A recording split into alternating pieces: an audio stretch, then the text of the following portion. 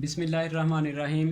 Students, आज हमारा topic है ज़ीनर डायोड। यानी आज हम ज़ीनर डायोड के बारे में पढ़ेंगे कि ज़ीनर डायोड क्या होता है, इसको सर्किट में कैसे इस्तेमाल किया जाता है और इसकी फ़ंक्शन के बारे में हम डिस्कस करेंगे।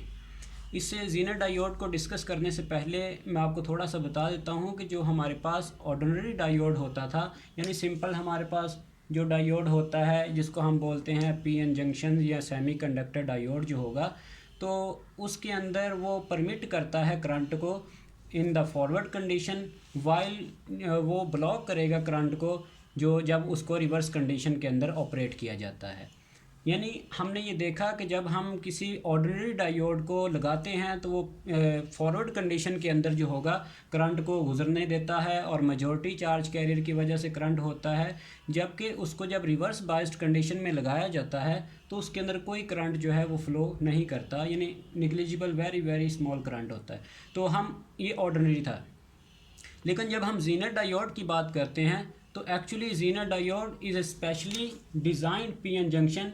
ये एक स्पेशली डिज़ाइंड पीएन जंक्शन होता है जो कि जब इसको किसी सर्किट में हम फॉरवर्ड कंडीशन में लगाते हैं तो ये उसी तरीके से बिहेव करता है जिस तरीके से कोई ऑर्डिनरी डायोड जो है वो बिहेव कर रहा होता है। लेकिन जब हम इसको सर्किट के अंदर रिवर्स बाइस्ड कंडीशन में लगा देते हैं, when we put this diode in reverse biased condition, in reverse bias it act as a voltage regulator। यानी जब हम इसको रिवर्स बाइस्ड कंडीशन के अंदर लगाते हैं तो इसका हमें एक बहुत स्पेशल फिनोमिना ये मिलता है कि ये वोल्टेज को रेगुलेट करता है। फॉर एग्ज़ाम्पल, हमारे पास एक डिवाइस है, उस डिवाइस को हमें ऑपरेट करवाने के लिए 30 वोल्ट चाहिए। अब हमारे पास उसमें से सर्किट में कभी आता है 35 वोल्ट, कभी आएगा 40 वोल्ट, कभी 45 वोल्ट या 50 वोल्ट, इस तरीके से आ सकता है। तो हम ये कहते हैं कि अगर हमें उस सर्किट को ऑपरेट करवाना है 30 वोल्ट के ऊपर, मिसाल के तौर पे हमारे पास एक कंप्यूटर है और वो कंप्यूटर जो है वो स्पेसिफिक वोल्टेज के ऊपर ही चलता है, वो वोल्टेज है 30 वोल्ट। अब अगर उस 30 वोल्ट से हम ना ये नहीं चाहते कि इसको 29 वोल्ट भी नहीं जाना चाहिए, 31 वोल्ट भी नहीं जाना चाहिए और 32 वोल्ट भी नहीं जाना चाहिए, हमेशा कितनी वोल्टेज मिलनी चाहिए उसको, 30 वोल्ट। तो हम इस पर्पस के लिए हम वहाँ पे एक ज़ीनर डायोड इस्तेमाल करते हैं। तो ज़ीनर डायोड जो होता है वो 31 वोल्ट को भी 30 में कन्वर्ट करेगा, 32 वोल्ट को भी 30 में ही कन्वर्ट करेगा, 35 वोल्ट, 40 वोल्ट, यानी जितना भी हम देते रहेंगे उसको पीछे से वोल्टेज फ्राहम करेंगे तो उसको 30 वोल्ट में ही कन्वर्ट करके वोल्टेज को बड़ी स्मूथली रेगुलेट रखता है, उसको चेंज नहीं होने देता। तो ये एक स्पेशल पर्पस होता है। ये किस तरीके से करता है तो हम अपने लेक्चर में इसको आगे डिस्कस करेंगे।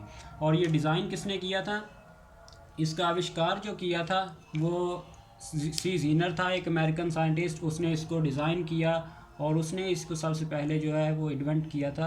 तो इस वजह से हम इसको ज़ीनर डायोड कहते हैं। इसकी सिंबल किस तरीके से होगी, देखिए ये हमारे पास एक ऑर्डिनरी डायोड की सिंबल होती है, उसके साथ हमने ये जी जो है ज़ीनर डायोड का ऐड कर दिया, तो आपका ये एनोड ये कैथोड होता है। तो इस तरीके से हमारे पास ये ज़ीनर डायोड जो है ये वर्क करेगा और ये इसकी सिंबल आएगी। और इसके आपको यूजेस बता दूं तो यूजेस इसके बेसिकली 3 जो है मेजर यूज़ होते हैं।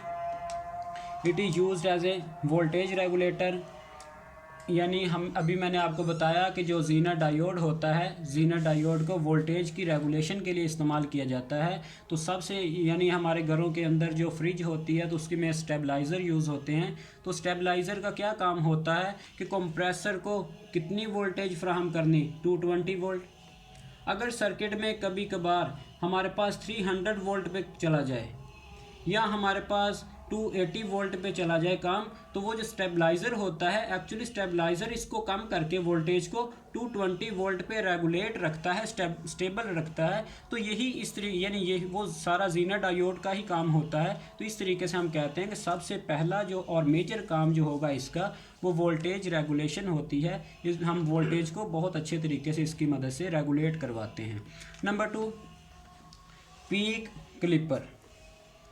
पी क्लिपर का क्या मतलब है, मैं आपको इसमें थोड़ा सा बता देता हूँ कि देखिए, जब हम रेक्टिफिकेशन करते थे, रेक्टिफायर वगैरह इस्तेमाल करते हैं, रेक्टिफायर में मतलब आपको होगा कि ये देखिए अल्टरनेटिंग करंट जो है इसको किस में बदलता था, डायरेक्ट करंट में, half wave rectification, full wave rectification. तो इस तरीके से यहाँ पर भी जो आउटपुट आपको मिलती थी, तो आउटपुट के अंदर थोड़ी बहुत पीक होती हैं ये वाली, और ये जो पीक होती हैं इनको क्लिप ऑफ करने के लिए भी हम किसका इस्तेमाल करते हैं, जीनर डायोड का। अब जब हम यहाँ पे जीनर डायोड इसके ऊपर कोई भी क्लिपर सर्किट लगा देते हैं या कोई दूसरा सर्किट लगाते हैं, तो वो इसकी वोल्टेज हमें ऐसे बना के दे देगा। फ़िल्टर सर्किट में हमने इस्तेमाल किया होता है कैपेसिटर फ़िल्टर, पाई फ़िल्टर सर्किट, तो वो ये जो आपके पास आउटपुट डीसी करंट की आई थी, इसको ऐसे कन्वर्ट कर देगा ये वाली चीज़ में।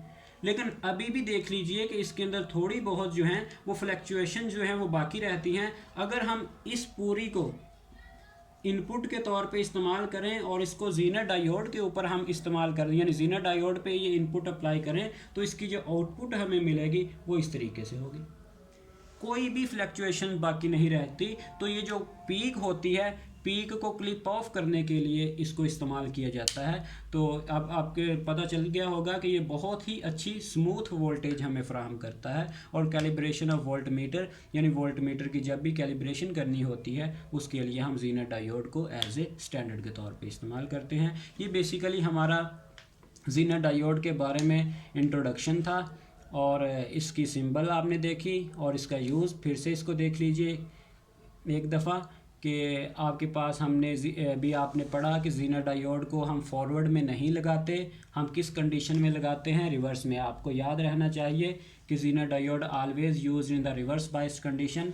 रिवर्स बाइस्ड में लगाओगे तो ही इसका आपको स्पेशल जो है वो पर्पस आपको मिलेगा, which is known as the voltage regulation purpose. Okay, अच्छा जी, अभी हम जो जीनर डायोड के बारे में है कि हम इसकी वोल्टेज और जो करंट करैक्टरिस्टिक है उसमें देखेंगे। यानी हमारा नेक्स्ट है वोल्टेज और करंट करैक्टरिस्टिक। वोल्टेज और करंट जो है वो किस तरीके से इसके अंदर आपस में बिहेव करते हैं उसके बारे में देखते हैं। तो आपके पास मैंने यहाँ पर देखिए दो कंडीशंस बनाई हुई हैं। ये वाली जो आपके पास एरिया होगा, it is working as a forward biased के तौर पे, और ये जो आपके पास रीजन है इसको हमने रिवर्स के लिए, यानी फॉरवर्ड की अगर करैक्टरिस्टिक बनाएंगे तो वो इस तरीके से, ये जीनर डायोड की करैक्टरिस्टिक बनी है। अब ये फॉरवर्ड के लिए सारा और रिवर्स के लिए सारा।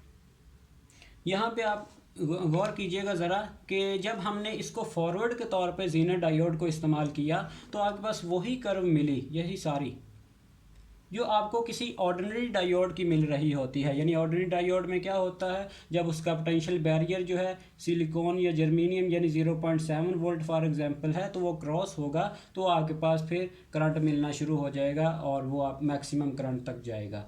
तो ये आपके पास थोड़ा था कि हमारे पास जब हमने इसको फॉरवर्ड के तौर पे इस्तेमाल किया तो इसने ऐसा ही बिहेव किया जैसे कोई ऑर्डिनरी डायोड बिहेव करता है, आम डायोड।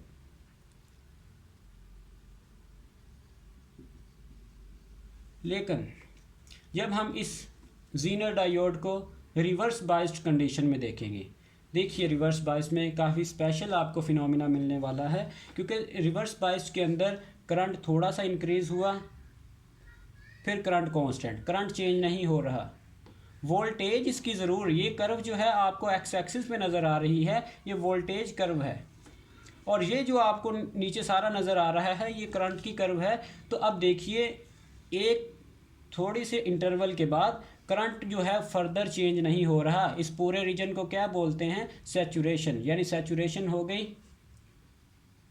और सैचुरेशन में करंट चेंज नहीं हो रहा, वोल्टेज ज़रूर चेंज हो रही है। लेकिन एक ऐसी ख़ास वोल्टेज आई, ये वाली वोल्टेज।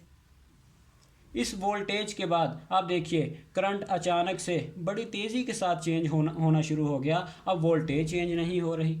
तो इस फिनोमिना को समझने के लिए मैं आपको एक इक्वेशन लिख के बताता हूँ कि ये एक्चुअली फिनोमिना है क्या, जिसमें करंट जो है वो बड़ी तेज़ी के साथ चेंज होता है जबकि वोल्टेज चेंज नहीं होती। हमारे पास एक इक्वेशन है, सेकेंड ईयर फिज़िक्स में आपने पढ़ी होगी, V T is equal to E minus I R. यानी इसको थोड़ा सा आप देख लीजिए, what is the V T? V T is the terminal voltage या टर्मिनल पोटेंशियल डिफरेंस।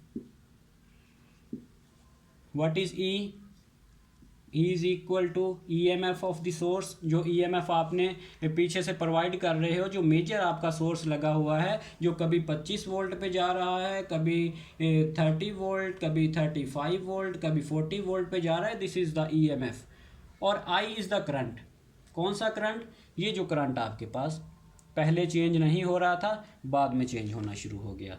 तो अब आपके पास ज़रा इसमें देखिए, हम अब पता चल गया कि वी टी किसके बराबर है। वी टी आपका होगा टर्मिनल पोटेंशियल, जो हमें ज़ीनर डायोड के टर्मिनल से मिलेगा। ई क्या है? ईएमएफ, जो हमने बैटरी की ईएमएफ पीछे से प्रोवाइड कर रहे हैं। और आई करंट सर्किट का करंट है। अब देखिए इसका आप special phenomena, V T is equal to E minus I R. हमने एक बैटरी लगाई और बैटरी के अंदर हमने सोच लिया कि हमारे पास कोई ऐसा करंट, यानी 25 जो है, इससे वोल्टेज जो है वो चेंज नहीं होनी चाहिए, यानी 25 वोल्ट हमें फिक्स मिलना चाहिए। तो एक्चुअली 25 वोल्ट पे क्या होता है? V T is equal to, हमने पीछे से बैटरी जो हमने प्रोवाइड की ईएमएफ वो 25 वोल्ट की, माइनस सर्किट में कोई करंट नहीं गुजरा, ज़ीरो। इंटरनल रेजिस्टेंस उसकी आर 1 है, फॉर एग्जांपल हम कहते हैं इंटरनल रेजिस्टेंस 1 ओम। तो आपके पास वी टी कितना मिला?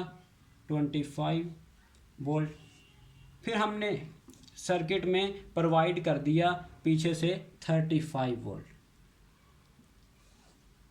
जब हमने उस बैटरी से उसको 35 वोल्ट दिया, तो 35 वोल्ट माइनस सर्किट में 10 करंट गुजरना शुरू हो गया, multiply by 1, which is again equal to 35 minus 10, 25 volt. हमने सर्किट में अब पीछे से 40 वोल्ट भेज दिया, ईएमएफ 40 वोल्ट कर दी। जितनी हमने वोल्टेज 40 इंक्रीज़ की, एक्चुअली क्या इंक्रीज़ हो गया? उसका करंट चला गया 20 पे। तो आपके पास फिर कितना आपको उसकी इंटरनल रेजिस्टेंस 1, तो 40 minus 20 again equal to, sorry इसमें से हमारे पास 15 गुजरेगा, तो 40 माइनस 15 अगेन आपके पास कितना मिला? 25 वोल्ट। तो इसके अंदर देख लीजिए, हमारे पास एक आपको यहाँ से चीज़ के बारे में समझ आई होगी कि जैसे जैसे वोल्टेज हम पीछे से इंक्रीज़ कर रहे हैं, तो उसकी टर्मिनल वोल्टेज जो है वो चेंज नहीं हो रही। कौन सी चीज़ चेंज हो रही है? जैसे जैसे हम ईएमएफ को चेंज करते हैं, करंट चेंज होता है। अब ज़रा इस पे गौर कीजिए। जैसे जैसे हमने पीछे से वोल्टेज चेंज की, ये वोल्टेज की कर्व है, हम कहते हैं this voltage is the 25 volt. अब 25 वोल्ट हमने उसको प्रोवाइड किया, फिर ये है 30 वोल्ट, फिर है ये 40 वोल्ट। हमने 25 वोल्ट दिया, कोई करंट नहीं गुजरा, तो आपके पास करंट वो सेम था यहाँ तक, तो हमारे पास 25 ही आउटपुट मिली। हमने 35 वोल्ट किया, 35 वोल्ट जब हमने उसको ईएमएफ दी, तो उसने क्या किया? सर्किट के अंदर करंट फ्लो कर दिया। याद रखिए, जितना करंट सर्किट में फ़्लो करता है उतनी वोल्टेज गिर जाती है। तो करंट सर्किट में फ़्लो किया, वोल्टेज 35 बैक आई, किधर चलेगी? 25। फिर हमने 40 वोल्ट किया, 40 वोल्ट किया, और ज़्यादा सर्किट में करंट फ्लो हुआ। जितना करंट सर्किट में फ़्लो हो रहा है, ये इक्वेशन कहती है कि जितना सर्किट में से ज़्यादा करंट निकालोगे उतना टर्मिनल पोटेंशियल डिक्रीज़ करता रहेगा। तो आपके पास 40 वोल्ट जब दिया, ज़्यादा करंट नीचे को फ़्लो किया, तो हमने बोला अगेन 25 पे वो वोल्टेज मूव करके आ गई। तो इस तरीके से कभी भी वोल्टेज चेंज नहीं हो रही, वोल्टेज हमेशा 25 वोल्ट में रहती है, लेकिन कौन सी कंडीशन में? रिवर्स बाइस्ड कंडीशन के अंदर। तो इस चीज़ को बोलते हैं वोल्टेज की रेगुलेशन करना। और अभी हमने ये जो अभी आपको मैं बता देता हूँ कि 25 वोल्ट इसको क्या बोलेंगे, या जो हमारा ज़ीनर डायोड है वो कौन सी कंडीशन में चला गया 25 वोल्ट के ऊपर, तो इस वोल्टेज को कहा जाता है ब्रेक डाउन वोल्टेज। बाद में हम इसको बोलेंगे ज़ीनर वोल्टेज, ब्रेक डाउन वोल्टेज, या फिर इसको हम ज़ीनर वोल्टेज भी कह देते हैं। तो इस वोल्टेज को, ये जो जिस वोल्टेज के बाद सर्किट जो है वो डायोड जो है ब्रेकडाउन में चला जाएगा, उसको हम कहते हैं जीनर वोल्टेज या ब्रेकडाउन वोल्टेज। और उसके बाद करंट जो है वो बड़ी तेज़ी के साथ मूव करता है, लेकिन वोल्टेज जो है वो मूव नहीं करती। तो एक्चुअली ये जीनर डायोड की करैक्टरिस्टिक है इस। तो अच्छा जी, अभी हम देखेंगे जीनर डायोड मैकेनिज़्म। मैंने आपको बताया कि जैसे ही जीनर डायोड की ब्रेकडाउन वोल्टेज पहुंचती है इस डायोड में, तो एक्चुअली क्या होता है कि आपके पास सर्किट में बहुत ज़्यादा करंट जो है वो फ्लो करना शुरू कर देता है। हमने इक्वेशन से तो देखा कि जब हम वोल्टेज, यानी ये इक्वेशन थी V = E - IR, इस इक्वेशन से हमें पता चला कि जब सर्किट की जो वोल्टेज है वो हम बढ़ाते हैं, उसकी EMF हम बहुत ज़्यादा करते हैं, तो एक्चुअली सर्किट का जो करंट है वो भी उसी तरीके से बहुत ज़्यादा, यानी billion of the electron move करना शुरू कर देते हैं, तो जिससे वोल्टेज जो है वो गिर जाती है और वो पहले की जितनी ही रह जाती है जितनी 25 वोल्ट थी। तो या 25 मैंने एग्जांपल के लिए बोल रहा हूँ, तो ये कुछ भी हो सकती है, ये हमारी चॉइस होती है कि हम उसकी ब्रेकडाउन वोल्टेज को अज्यूम कर सकते हैं या उसको हम फिक्स कर सकते हैं कि वो कितनी होगी। हम इसको अब इसी मैकेनिज़्म को समझने की कोशिश करते हैं पीएन जंक्शन के लिहाज से। अब देखिए हमारे पास ये मैंने एक जीनर डायोड बनाया है, ये उसका पी टाइप रीजन, ये उसका एन टाइप रीजन, और ये जो दरमियान में होता है एक्चुअली आपने पढ़ा होगा, इसको बोलते हैं डिप्लेशन रीजन। और डिप्लेशन रीजन जो है वो पोटेंशियल बैरियर के तौर पे अमल कर रहा होता है, और ये पॉजिटिव चार्ज और ये वाले नेगेटिव चार्ज। अब यहाँ से हमने एक इलेक्ट्रिक फील्ड प्रोड्यूस हो जाता है from the positive towards the negative. ऐसे इसके अंदर किया क्या जाता है एक्चुअली कि जो हमारे पास जीनर डायोड का मैकेनिज़्म होता है, ये हमने इसको किस कंडीशन में लगाया हुआ है, एन टाइप को पॉजिटिव के साथ, पी टाइप को नेगेटिव के साथ। इसका मतलब मैंने जीनर डायोड को रिवर्स बायस्ड कंडीशन में लगाया।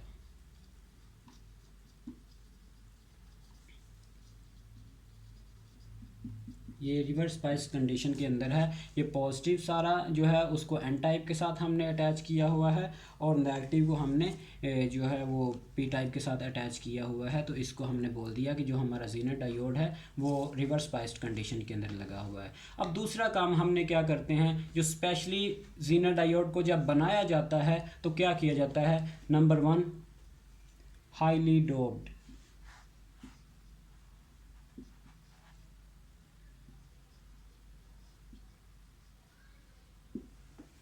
हाईली डोप्ड यानी जीनर डायोड का जो पी टाइप होता है, पी टाइप को हम बहुत ज़्यादा हाईली डोप्ड कर देते हैं, यानी इसमें से डोपिंग जो की जाती है, जो इसमें एटम्स को ऐड कर दिया जाता है। याद रखिए एटम को ऐड किया जाता है डोपिंग में, तो बहुत सारे एटम पी टाइप के अंदर ऐड कर दिए जाते हैं, और इसी तरीके से एन टाइप को भी हाईली डोप्ड कर दिया जाता है, इसमें भी एटम जो है वो अटैच इंटर कर दिए जाते हैं, ऐड कर दिए जाते हैं।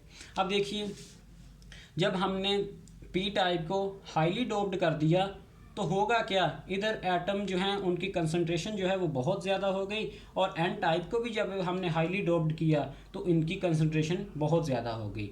और ये चीज़ आपको पता होना चाहिए कि जब हम डायोड, किसी भी डायोड की डोपिंग हाई करते हैं तो उसका ये जो डिप्लेशन रीजन है ये पहले से कम हो जाता है। देखिए पहले यहाँ पर इलेक्ट्रॉन्स या कम तादाद में थे, हमने डोपिंग की और बहुत ज़्यादा हो गए, इलेक्ट्रॉन को रिपेल करेंगे, और ये जो आपके पास डिप्लेशन रीजन है ये पहले से डिक्रीज़ हो जाता है। तो इधर मैं लिख देता हूँ डिप्लेशन रीजन डिक्रीज़। अब जब डिप्लेशन रीजन डिक्रीज़ होगा तो सेकेंड ईयर फिजिक्स के अंदर हमने पढ़ा होगा कि E = डेल्टा V dV/dr, यानी electric field as a potential gradient के तौर पे हमने इसको देखा। तो what is the dr, length of the depletion region, what is the E, electric field. अब इलेक्ट्रिक फील्ड जैसे जैसे dr कम होगी, यानी ये जो डिप्लेशन रीजन कम होगा, बहुत कम होगा, तो डिप्लेशन रीजन कम होने से क्या होगा, electric field will be more stronger, क्योंकि इन्वर्स एक दूसरे के है। तो ये जो आपके पास हाईली डोप्ड करने से, फिर से सुन लीजिए, हाई डोप करने से इधर जो हमने हाई डोप किया N को और हाईली डोप्ड किया P को, तो इससे एक्चुअली होगा क्या आपका कि डिप्लेशन रीजन की जो लेंथ है, जो उसकी विड्थ है, वो आपके पास पहले से बहुत कम हो जाती है। तो ये वाला बहुत शॉर्टर हो गया, और जब इसकी लेंथ पहले से बहुत शॉर्ट होगी तो एक्चुअली इलेक्ट्रिक फील्ड बहुत स्ट्रांग हो जाएगा, ये वाला इलेक्ट्रिक फील्ड। अब ये वाला जब इलेक्ट्रिक फील्ड बहुत स्ट्रांग हो जाता है तो एक्चुअली फिर क्या होगा, इस ये जो इलेक्ट्रिक फील्ड बहुत स्ट्रांग होगा, पीछे से हम इसको वोल्टेज इधर से प्रोवाइड कर रहे हैं, हमने फॉर एग्जांपल इधर से वोल्टेज दे दी 30 वोल्ट। अब 30 वोल्ट से क्या होता है, 30 वोल्ट जब वोल्टेज इसको फ्राहम की जाती है, इलेक्ट्रिक फील्ड और ज़्यादा स्ट्रांग होता है। तो जब इलेक्ट्रिक फील्ड बहुत ज़्यादा स्ट्रांग होता है तो ये जो पॉजिटिव वाला है, ये वाले जो नेगेटिव होते हैं, इनको खींचना शुरू कर देता है इस डायरेक्शन में, और किधर पहुंचाएगा, टुवर्ड्स द पॉजिटिव एंड। तो कितने चार्ज निकले, हमारे पास एक इक्वेशन है, उस इक्वेशन को मैं आपके पास लिख देता हूँ जी इधर। टर्मिनल पोटेंशियल वाली I is equal to NEQVT, यानी हमारे पास VD इसको बोल देते हैं, drift velocity. Current is directly proportional to number of electrons के ऊपर। तो एक्चुअली होगा क्या, जब आपके पास बहुत ज़्यादा करंट फ्लो करेगा, वो किस पे डिपेंड करेगा, नंबर ऑफ इलेक्ट्रॉन्स के ऊपर। जब इधर से 1 बिलियन इलेक्ट्रॉन्स इधर को मूव करेंगे तो सर्किट में बहुत ज़्यादा करंट फ्लो करना शुरू कर देगा। नॉर्मल कंडीशन के अंदर करंट फ्लो नहीं करेगा जब तक ब्रेक डाउन नहीं होती। इसका मतलब ये है कि अगर आपके पास जीनर डायोड लगा हुआ है जिसकी ब्रेक डाउन वोल्टेज या जीनर वोल्टेज जो है वो 20 वोल्ट है, तो इसका मतलब ये है 20 वोल्ट तक ये नहीं ब्रेक डाउन में जाएगा। 20 वोल्ट तक इलेक्ट्रिक फील्ड जो है वो किसी चार्ज को उधर से नहीं खींचेगा। जैसे ही 21 वोल्ट हुआ, जीनर डायोड ब्रेक डाउन में चला गया, इसने सारे के सारे इलेक्ट्रॉन वहाँ से खींचे और इधर पहुँचा दिए।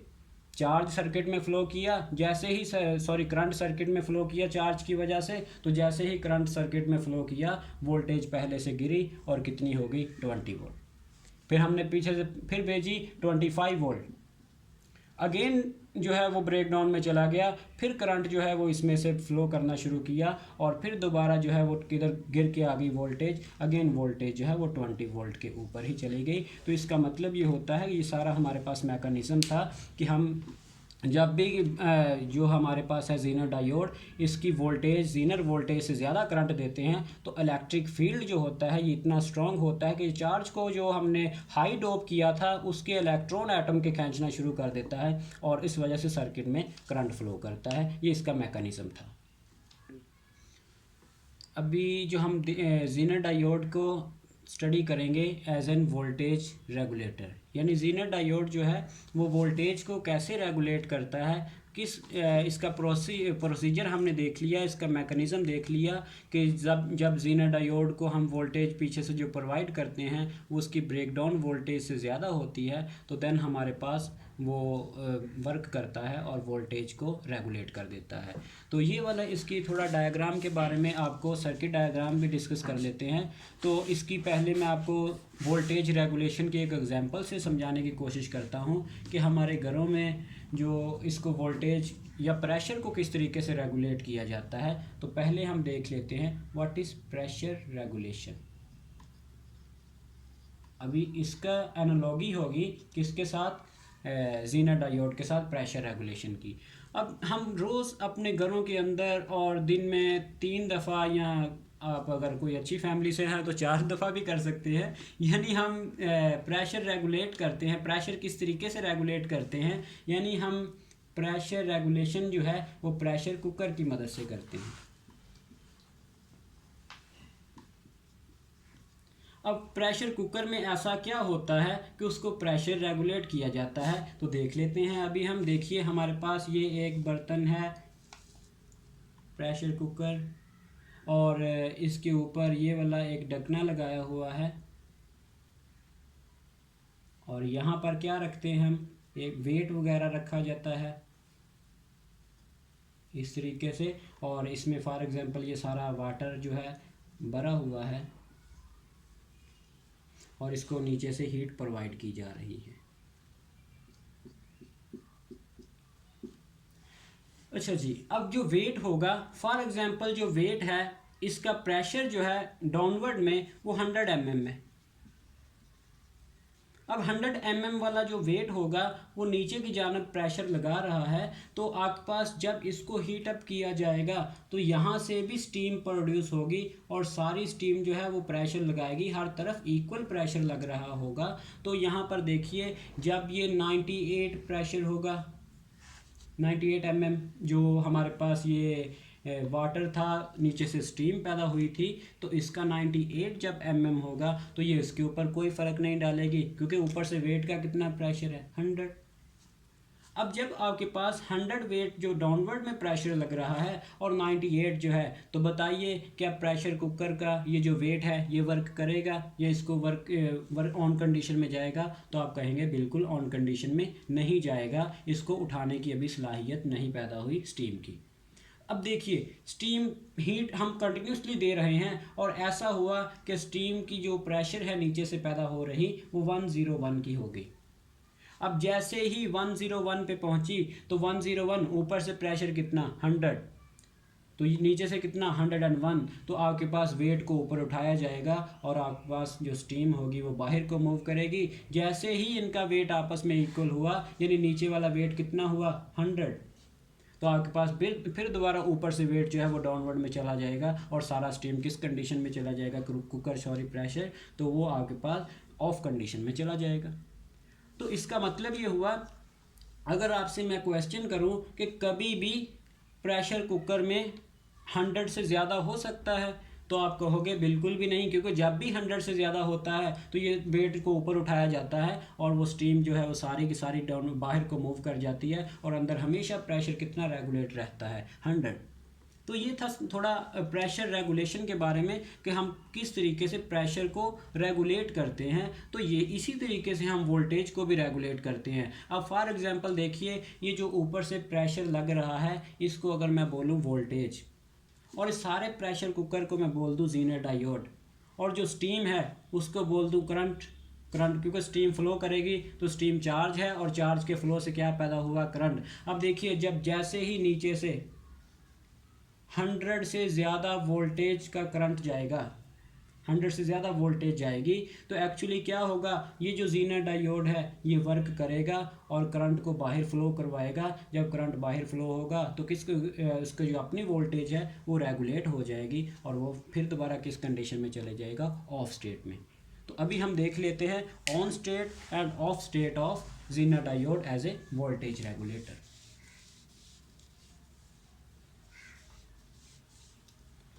ये हमारे पास एक सर्किट है, सर्किट में यहाँ से हमने इनपुट प्रोवाइड कर रहे हैं, ये हमारे पास ज़ीनर डायोड लगा हुआ है और यहाँ से हमने इसको आउटपुट जो है वो प्रोवाइड करने आउटपुट लेने की जो इंतज़ाम कर रखा है, और ये रजिस्टर लगा हुआ है। एक्चुअली देखिए फॉर एग्जांपल ये जो ज़ीनर है, ज़ीनर की वोल्टेज या ब्रेकडाउन वोल्टेज या ज़ीनर वोल्टेज उसको मैं ज़ाहिर करता हूँ VG से, और इधर जो इनपुट हम दे रहे हैं इसको वोल्टेज से ज़ाहिर करता हूँ V इनपुट। और ज़ीनर डायोड की अब इधर से वोल्टेज गई, अगर इनपुट वोल्टेज जो है वो ज़ीनर की जो वोल्टेज है, ज़ीनर वोल्टेज या ब्रेकडाउन वोल्टेज उससे कम होगी, तो करंट किधर को जाएगा, ऐसे,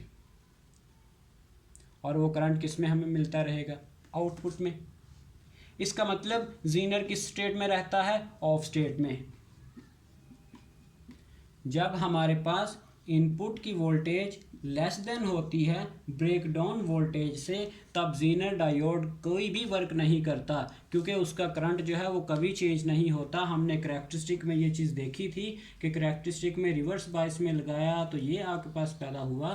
तो एक्चुअली क्या होता था कि यहाँ तक जो है कोई भी करंट जो है वो चेंज नहीं हो रहा होता, क्योंकि यहाँ तक क्या है, ज़ीनर ने अभी काम करना ही शुरू नहीं किया था।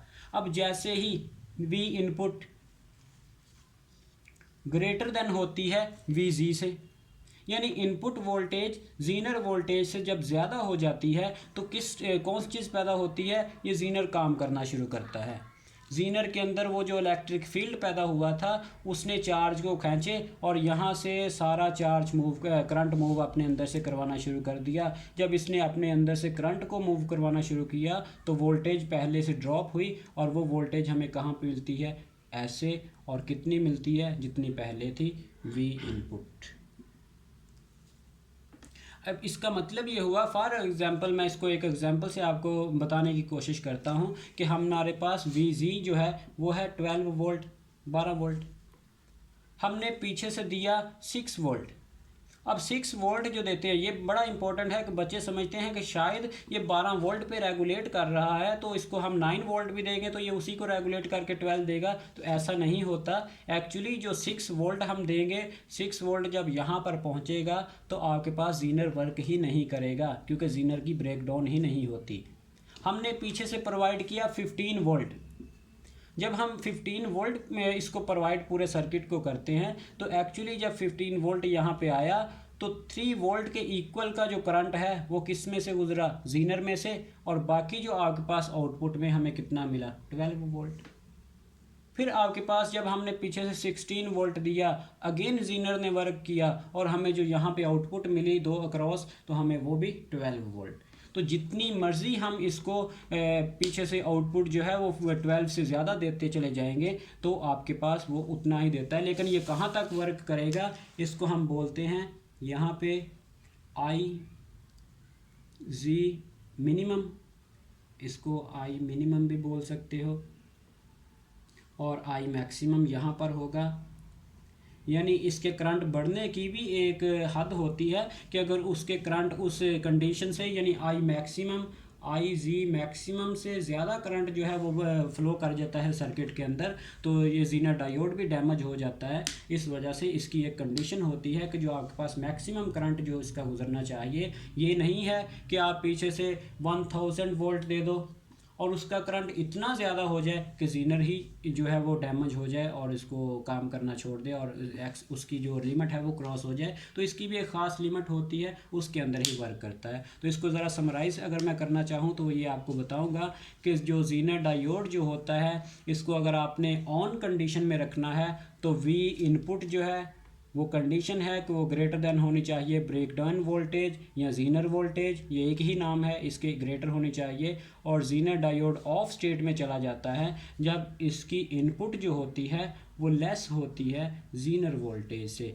और इसका जो हमारे पास है ये किस तरीके से हमें रेक्टिफिकेशन देता है, यानी इससे जो हमें आउटपुट मिलती है, आउटपुट कुछ इस तरीके से होती है, बड़ी रेक्टिफायर। लेकिन रेक्टिफायर बड़ी रेगुलेट मिलती है। और रेक्टिफायर जब हमने सर्किट में यूज़ करते हैं, यानी ये वाला जब हम AC सर्किट को, AC करंट को DC के अंदर बदलते हैं तो एक्चुअली उसके अंदर भी थोड़ी बहुत जो है वो रिपल्स प्रोड्यूस हो जाती हैं। उन रिपल्स को ख़त्म करने के लिए भी वहाँ पर भी हम जीनर डायोड इस्तेमाल कर सकते हैं। यानी ये देखिए, ये आपके पास रिपल्स पैदा हुई, इन रिपल के आगे हम जीनर डायोड लगा देते हैं। तो जब इनको जीनर डायोड में से गुजारा जाता है, ये हमारे पास होगा रेक्टिफायर का। और जब इस रेक्टिफिकेशन वाले करंट को हम गुजारते हैं किसी फ़िल्टर सर्किट में से, पाई फ़िल्टर सर्किट में, तो ये कुछ इस तरीके से थोड़ा सा अच्छी कंडीशन में चला जाता है, लेकिन अभी भी वोल्टेज में फ्लक्चुएशन होती हैं। हमने इसका कंपैरिजन किया, रेक्टिफायर में से इस तरीके का करंट मिला, जब हमने उसको फ़िल्टर सर्किट में से गुजारा तो हमें इस तरीके का वोल्टेज सिग्नल की ही बात हो रही है, करंट की हम नहीं करेंगे। वोल्टेज इस तरह फ़िल्टर सर्किट में गुजारेंगे तो आपके पास ये वाला वोल्टेज सिग्नल, और अगर हमारे पास इसको तीसरे नंबर पे यानी हम जीनर डायोड में से गुजारेंगे तो आपके पास बिल्कुल ऐसा सिग्नल मिलेगा। अब देखिए कोई फ्लक्चुएशन नहीं है, बड़ा स्मूथ, बड़ा रेगुलेट वोल्टेज आपको मिल रहा है। तो ये जीनर डायोड का वर्क था और इसकी हमारे पास रेगुलेशन मिली। अभी उम्मीद है कि इसमें आप क्लियर होगा कि जीनर डायोड किस तरीके से वर्क करता है और जीनर डायोड को स्पेशल पर्पस क्या है। इसको हम सर्किट में रिवर्स में लगाते हैं, इसकी डोपिंग जो है वो हाई होती है और इसमें हम स्मूथ रेगुलेट वोल्टेज मिलती है। ये हमारा टॉपिक था।